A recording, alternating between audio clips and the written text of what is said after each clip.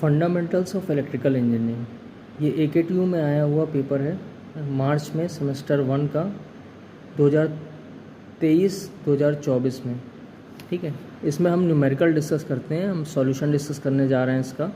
तो numerical number 1 का आप देख सकते हैं, 1 का D in series RLC circuit, 1 का D पार्ट आप देखें, in series RLC circuit R equal to 2 ohm, R equal to 2 ohm, L equal to 2 millihenry and C equal to 10 microfarad. Find the resonant frequency and Q factor. Simple है, series circuit में resonant frequency का formula होता है FR equal to 1/2π√LC। देखिए ये जो L है, बस इसका ध्यान रखिएगा कि L को आपको जो है वो मिली हेनरी से हेनरी में कन्वर्ट करना है, 10⁻³ मल्टीप्लाई कर दीजिए। कैपेसिटर में 10 माइक्रोफेरेड को फेरेड में कन्वर्ट करना है, 10⁻⁻6 से इसको मल्टीप्लाई कर दीजिए ताकि ये SI यूनिट्स में आ जाए, तब आपका रेजोनेंट फ्रीक्वेंसी और क्वालिटी फैक्टर दोनों आ जाएगा। अब इसका सोल्यूशन देखते हैं। तो सोल्यूशन के लिए आप देख सकते हैं कि FR जो है रेजोनेंट फ्रीक्वेंसी का टर्म है सीरीज सर्किट में 1/2π√LC। L और C की बस हमने वैल्यू पुट कर दी है। 10⁻³ जो है 10⁻³ ये मिली हेनरी को हेनरी में कन्वर्ट किया गया, और 10⁻6 ये फेरेड को माइक्रोफेरेड को फेरेड में कन्वर्ट किया गया, और हमने निकाल लिया, और ये आंसर आ रहा है इसका FR इक्वल टू 1125.395 हर्ट्ज़। फिर उसके बाद क्वालिटी फैक्टर की बात करें, क्वालिटी फैक्टर जो है वो क्या है 1/R√L/C। तो फिर से हमने वैल्यूज़ पुट कर दिया, R की वैल्यू 2, L की वैल्यू 2 × 10⁻³ और C की वैल्यू 10 × 10⁻6।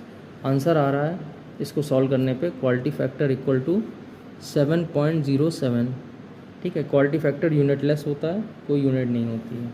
अब क्वेश्चन नंबर 2 देखते हैं। इसके बाद जो दूसरा क्वेश्चन आया है वो क्वेश्चन है, इसको देखिए ध्यान से।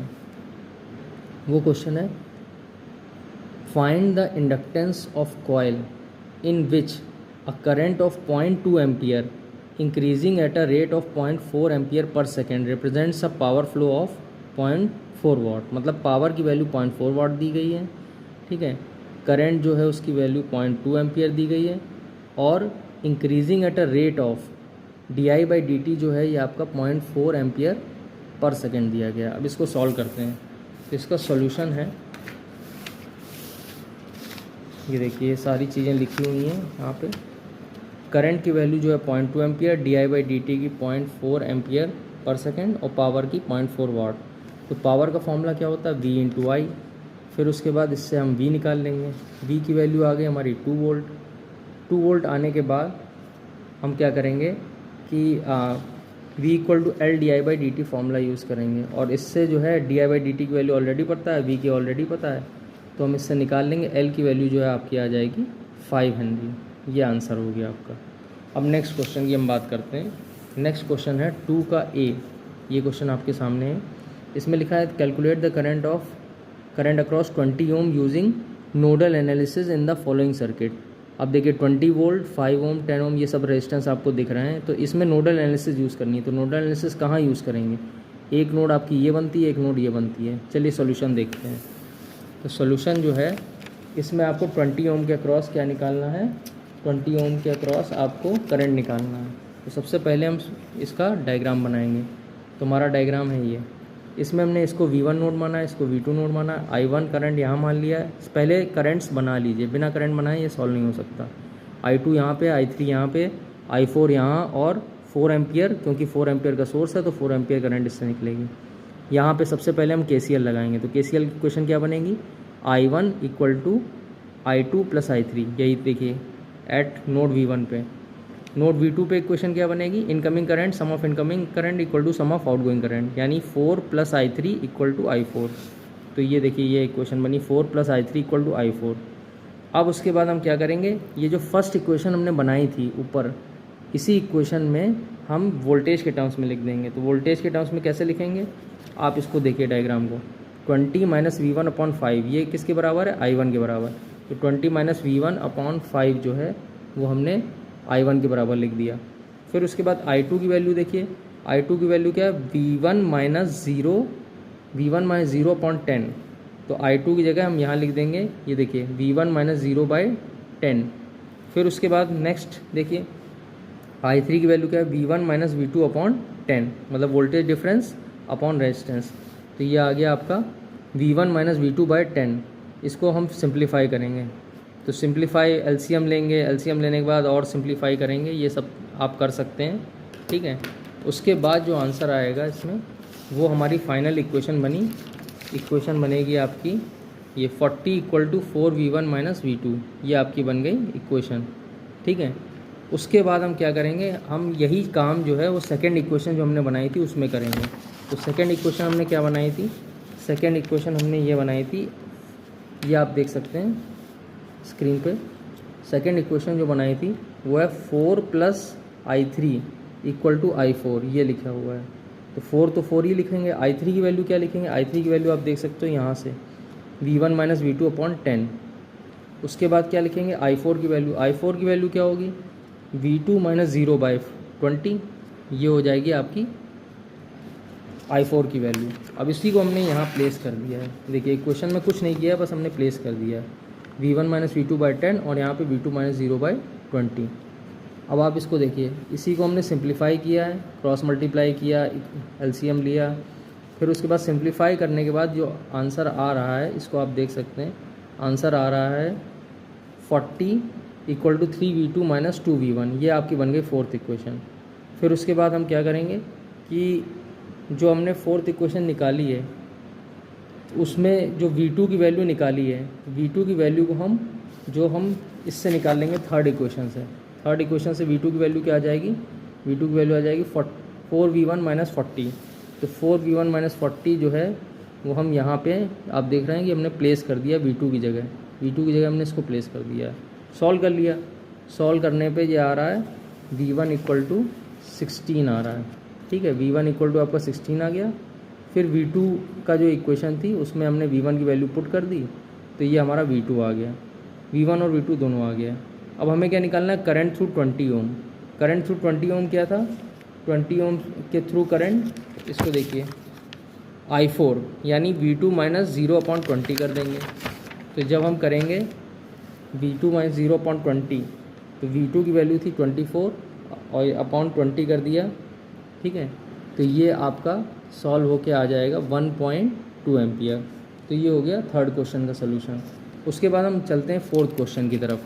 तो फोर्थ क्वेश्चन क्या है, ध्यान दीजिएगा। फोर्थ क्वेश्चन ये है, ये पहले भी AKTU में पूछा जा चुका है, यही सेम क्वेश्चन और सेम डिजिट्स, ये आप देख सकते हैं। Calculate the current across 6 ohm in the following circuit using mesh analysis, node analysis, मतलब दोनों यूज़ करके आपको सॉल्व करना है, एक नहीं, आपको दोनों टेक्निक यूज़ करके सॉल्व करके आंसर निकालना है। तो आपको 6 ओम से करंट निकालना है, सिंपल है, आप 2 करंट मान लें और यहाँ पे जो है इस पे 6 ओम पे जो करंट है वो पहले मैश एनालिसिस से निकालें। तो इसका सोल्यूशन देखते हैं, हमें 6 ओम मैश एनालिसिस यूज़ करनी है।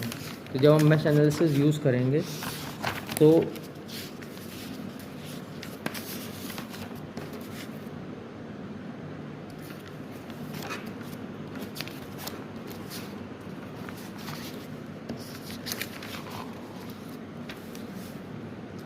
ये देखिए, इसमें हमने 2 करंट मानी है, यहाँ पे हमने I1 करंट मानी है और यहाँ पे हमने I2 करंट मानी है। 2 करंट मान ली हैं, तो यहाँ पे I1 करंट हो जाएगी, यहाँ I2 हो जाएगी, यहाँ I1 प्लस I2 हो जाएगी, यहाँ फिर से I1 फिर से I2। तो जब हम KVL लगाएंगे, KVL यहाँ प्लस वाले से स्टार्ट करेंगे और ये घूमते हुए इस लूप में चलेंगे, ये पूरा लूप बन रहा है, KVL लग जाएगा। अब इसकी इक्वेशन क्या बनेगी, 18। अब आप देखिए KVL इक्वेशन 18 इक्वल टू क्या लिखा जाएगा, I1 into 1 plus 6 into I1 plus I2 plus 2 into I1। देखिए यही चीज़ लिखी है, 18 equal to I1 plus 6 into I1 plus I2 plus 2I1। इसको सिंप्लीफाई किया तो ये आ गया आपका 6 3I1 प्लस 2I2, ये आ गया पहले लूप में। अब दूसरे लूप में भी KVL लगा दिया, तो दूसरे लूप में जब KVL लगाएंगे तो यहाँ से चलेंगे, तो क्या बनेगा 12 equal to 3I2 plus 6 into I1 plus I2 plus 4I2। देखिए यही लिखा है, 12 equal to 3I2 plus 6 into I1 plus I2 plus 4I2, ठीक है। इसी को सिंप्लीफाई कर लिया तो ये आ गया आपका 12 equal to 6I1 plus 13I2। इसके बाद इनको सॉल्व किया। सॉल्व आप कैलकुलेटर की हेल्प से कर सकते हो या साइमल्टेनियस इक्वेशन की हेल्प से। सॉल्विंग पे ये आंसर आ रहा है I1 इक्वल टू 2 एम्पियर और I2 इक्वल टू 0 एम्पियर। तो I1 2 और I2 0, तो टोटल क्या हो गया यहाँ पे अगर हम देखेंगे, यहाँ पे आपको करंट निकालनी थी 6 ओम से, तो 2 + 0 कितना हो गया, 2 एम्पियर हो गया। ठीक है, तो ये इसके अक्रॉस जो है वो करंट आ गई। अब हम इसी को सॉल्व करेंगे नोडल एनालिसिस की हेल्प से। तो नोडल एनालिसिस की हेल्प से सॉल्व करेंगे तो इसमें आपको एक ही नोड मिल रही है, यहाँ पे जो है वो V1 इसको मान लीजिए। अब हम यहाँ पे नए करंट ड्रॉ करेंगे। यहाँ पे I1 करंट मान लिया इस ब्रांच में, इसमें I2, इसमें I3। तो KCL इक्वेशन क्या बनेगी, sum of incoming current equal to sum of outgoing current. तो बनेगी I2 + I1 equal to I3। तो I2 की वैल्यू क्या हो गई, I2 की वैल्यू हो गई 18 - V1/1। I1 की वैल्यू क्या हो गई, सॉरी I1 की वैल्यू हो गई 18 - V1/1, 1 + 2 हो जाएगी, क्योंकि यहाँ पे क्या है कि ये इसके अक्रॉस नहीं, ये रेजिस्टेंस भी लगा हुआ है इसके साथ सीरीज़ में, तो इसलिए 18 - V1/1 + 2 करना पड़ेगा आपको। यहाँ पे भी 12 - V1 और रेजिस्टेंस 2 लगे हैं, 3 और 4 ओम लगे हैं जो इसमें लूप में आएंगे, तो 3 + 4 करना पड़ेगा आपको। तो देखिए यही किया है, 18 - V1/1 + 2 और 12 - V1/3 + 4। इस बात का थोड़ा सा ध्यान रखिएगा। और उसके बाद नेक्स्ट जो आपको निकालना है, यहाँ पे इसके अक्रॉस वोल्टेज ड्रॉप V1 - 0/6, तो ये आ गया आपका V1/6। अब इसको सिंप्लीफाई किया। सिंप्लीफाई करने के बाद आपकी जो है इक्वेशन इस टाइप की बन जाएगी। 12 इसको सिंप्लीफाई करेंगे और वे एक, क्योंकि देखिए इसमें क्या है, अगर आप पूरी इक्वेशन में देखोगे तो सिर्फ एक V1 अननोन है, बाकी सब नोन है, तो हमें सिर्फ V1 निकालना है। तो हम सिंप्लीफाई करेंगे तो सीधे V1 का हमें आंसर मिल जाएगा। V1 जो है वो आ रहा है आपका, ये इधर आप देख सकते हैं कि ये 12 वोल्ट आ रहा है। V1 की वैल्यू आ रही है 12 वोल्ट। अब उसके बाद क्या करेंगे कि हम इसमें वो करंट निकालेंगे, तो करंट की वैल्यू क्या आ जाएगी, 12/6। तो 12/6, क्योंकि यहाँ पे आप ये देख सकते हैं कि I3 की वैल्यू जो है वो क्या है, V/6। तो ये आ जाएगा I3 इक्वल टू 2 एम्पियर। तो ये आपका ये क्वेश्चन भी सॉल्व हो गया। अब नेक्स्ट क्वेश्चन क्या है, 4 का आप देख सकते हैं कि बी पार्ट। ये क्वेश्चन पहले भी रिपीट हो चुका है और फिर से ये रिपीट किया गया था। ठीक है, इस टाइप के क्वेश्चन रिपीट हो चुके हैं कई बार। तो derive the relation between line and phase voltage in a 3-phase star connected circuit, a balance star connected load of 3 + 4J पर फेज। तो ये जेड की वैल्यू दी गई है आपको 3 + 4J। इसको आप पोलर में कन्वर्ट कर सकते हैं। और 400 वोल्ट सप्लाई दी गई है। सप्लाई दी गई मतलब लाइन करंट आपको दिया गया है। ठीक है, लाइन वोल्टेज दिया गया है, आपको निकालना क्या, लाइन करंट। तो सबसे पहले आप क्या करेंगे, सबसे पहले आप इसको लिख लीजिए यहाँ पे। तो हमने क्या किया कि सबसे पहले हमने लिखा Z इक्वल टू 3 + 4J। तो Z की वैल्यू जो है वो क्या आ जाएगी, 5 ∠53.13। Z की ये वैल्यू आ जाएगी। VL की वैल्यू आपकी आ रही है 400 वोल्ट। तो क्योंकि ये कनेक्टेड है आपका स्टार में, तो स्टार में क्या होता है, V phase equal to VL/√3। तो इसकी वैल्यू आ जाएगी आपकी 230.94 वोल्ट। तो I फेज़ क्या होता है, I phase equal to V phase upon Z। I phase तो फेज़ में ही लगा होता है, तो V फेज़ अपॉन Z। तो V फेज़ की वैल्यू आपको पता है 230.94 आपने लिखी हुई है, और उसके बाद Z की वैल्यू 5 ∠53.13। तो इसको इससे आप सॉल्व कर लोगे तो आपका I फेज़ की वैल्यू आ जाएगी 230.94 ∠0 5 ∠53.13। जब आप डिवाइड करोगे तो मैग्नीट्यूड आ जाएगा 46.19। सिंपल डिवीज़न, इसमें जब एंगल डिवाइड होते हैं तो क्या होता है, माइनस हो जाते हैं। तो माइनस होके जो आंसर आएगा -53.13। तो ये आ जाएगा 46.19 एंगल -53.13। ये आपका फेज़ करंट आ गया। और लाइन करंट भी यही होगा, क्योंकि सर्किट में फेज़ करंट और लाइन करंट स्टार कनेक्शन में सेम होता है। उसके बाद हमने क्या किया कि cos फाई निकाला। cos फाई की वैल्यू क्या है, वोल्टेज और करंट के बीच में। करंट का एंगल है -53.13 और वोल्टेज का एंगल है 0, जो आप देख सकते हैं 0 डिग्री दिया गया है। तो ये आप cos 53.13 कर दीजिए, ये आपका आ जाएगा 0.6। अब ये लैगिंग है कि लीडिंग कैसे पता चल रहा है, ये पता चल रहा है करंट के एंगल से। करंट का एंगल माइनस में है और वोल्टेज का एंगल 0 है, तो इसलिए ये क्या होगा, लैगिंग होगा। तो यहाँ पे हम लैगिंग शब्द यूज़ कर लेंगे। तो ये आपका आ गया cos फाई। उसके बाद हमें क्या निकालना था, इसके बाद निकालना था पावर फैक्टर हो गया हमारा। हमें निकालना एक्टिव और रिएक्टिव पावर। तो एक्टिव पावर का फॉर्मूला क्या है, V I cos phi single phase का, लेकिन 3 फेज़ का 3 वी आई कॉस फाई। तो इसमें याद रखिएगा V phase I phase use करिएगा। तो वी फेज़ यहाँ पे 230.94 और आई फेज़ 46.19। तो ये आके आपका एक्टिव पावर आ जाएगा 19,200.81 वाट। फिर उसके बाद रिएक्टिव पावर निकालेंगे, तो रिएक्टिव पावर क्या हो जाएगा 3 V phase I phase sine phi, और ये आ जाएगा आपका 25,601.05 VAR। तो ये आपका सॉल्यूशन हो जाएगा इसका, ठीक है। उसके बाद नेक्स्ट क्वेश्चन पे हम आगे बढ़ते हैं। तो नेक्स्ट क्वेश्चन क्या है, ध्यान देते हैं। ये क्वेश्चन आपका पूरा सॉल्व हो गया। अब नेक्स्ट क्वेश्चन है ये ट्रांसफार्मर वाला क्वेश्चन।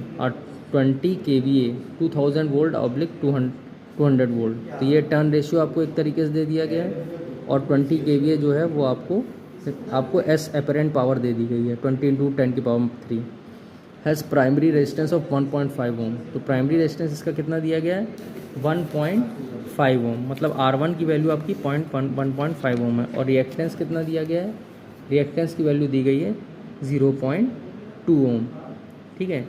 तो रिएक्टेंस की आपकी वैल्यू जो है वो क्या दी गई है 0.2 ओम।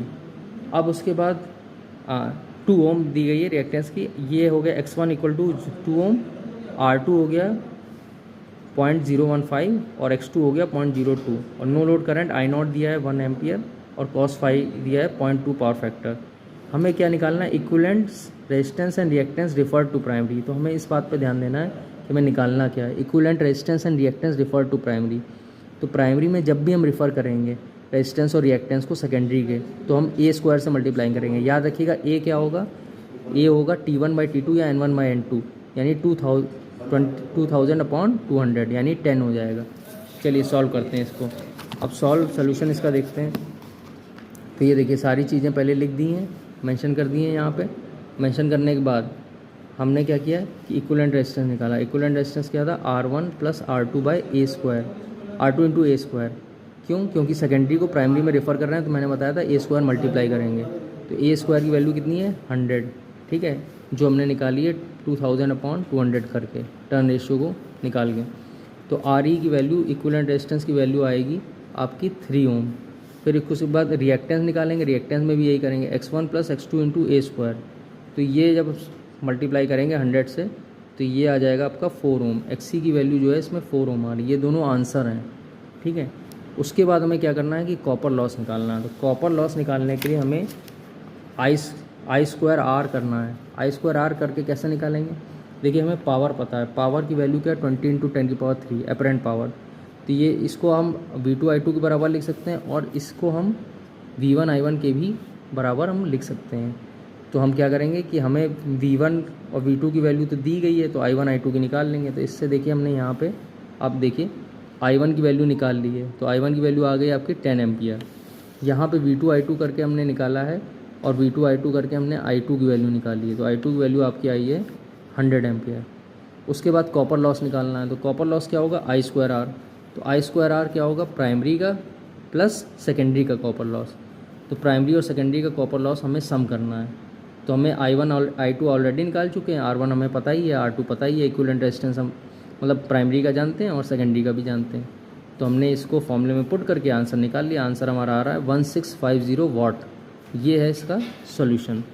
तो ये हो गया आपका क्वेश्चन नंबर 5th का A पार्ट जो एग्ज़ाम में पूछा गया था। अब लास्ट क्वेश्चन जो है, लास्ट न्यूमेरिकल आप देख लीजिए, ये है 6th का A पार्ट। ये किसका है, DC मोटर का। इसमें दिया गया है डिराइव द एक्सप्रेशन। हाँ, क्वेश्चन न्यूमेरिकल देखते हैं। 6 पोल लैप बाउंड, लैप बाउंड में क्या होता है A = P होता है। DC मोटर हैज़ 500 कंडक्टर, मतलब Z की वैल्यू 500 हो गई, P की वैल्यू 6 हो गई। The resistance of armature path is 0.05 ओम। तो रेजिस्टेंस 0.05 ओम दिया गया है, और शंट फील्ड का रेजिस्टेंस जो है वो दिया गया है 25 ohm. Find the speed of motor, N निकालना है आपको। It takes 120 ampere. तो 120 एम्पियर आपका लाइन करंट हो गया। DC मेंस ऑफ 100 वोल्ट, तो ये आपका वोल्टेज जो आप सप्लाई कर रहे हो। और फ्लक्स पर पोल क्या है 0.2 वेबर।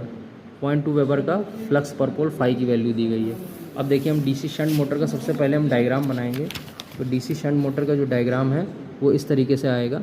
इसमें आप देख सकते हैं 120 एम्पियर लाइन करंट लिया, 100 वोल्ट जो है वो DC सप्लाई हो गई, RA की वैल्यू 0.03, RSH की 25।